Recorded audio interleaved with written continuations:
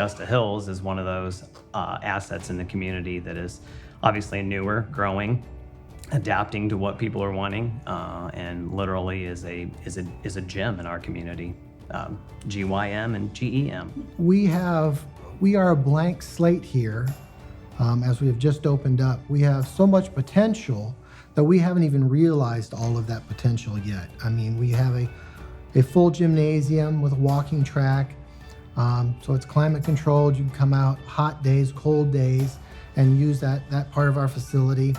We have this beautiful area here where we've used for weddings and birthdays and meetings. You can use it for any kind of activity. We have untapped potential outside with our barn for a worker space or an artist space.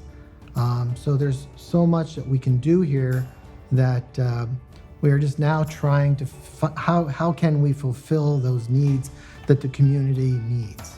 It's a long and involved story about how we started with Augusta Hills, which we didn't know there was going to be Augusta Hills at that time. But it started basically as a very selfish reason that I wanted a place to walk when it was nasty outside. The other thing that kept coming back into my mind was Dave Knopf, telling that you need to get back to the community. The community is important, they raise your children, and you need to get back. It seems, from my viewpoint, modern day, so many people are happy to sit in their home and stream movies and sit in the house and never go anyplace and visit with their neighbors, don't know their neighbors.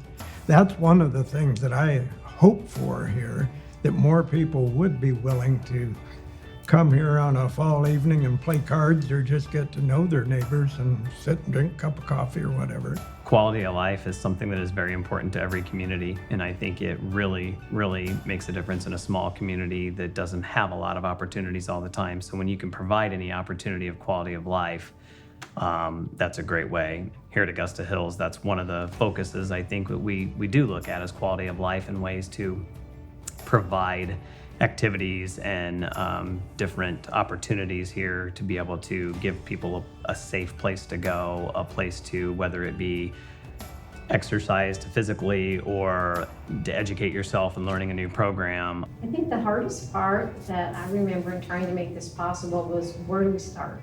Who do we talk to? The RMC spent a day out here, and man, the work that was done that day is still just awesome to me. I just cannot imagine how we got all of that done.